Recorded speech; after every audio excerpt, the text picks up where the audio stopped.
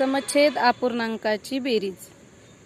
समछेद अपूर्णांकाची बेरीज करताना छेद तर समान असतो, तो छेद एकदाच खाली मांडून घ्यायचा आणि अंशाची फक्त बेरीज करायची। इथे अंश किती आहे 4 अधिक दुसऱ्या अपूर्णांकाचा अंश 3 म्हणजे 4 अधिक 3, 4 आणि 3 झाले 7। अशा प्रकारे आपल्याला समछेद अपूर्णांकाची बेरीज करता येते। दुसरं उदाहरण पाहूया।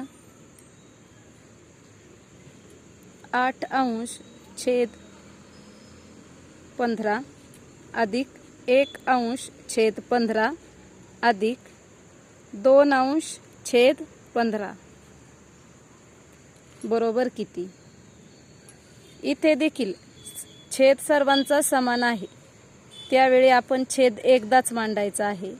सर्वांचा छेद 15 आहे, ते आपण 15 एकदा मांडून घेतले।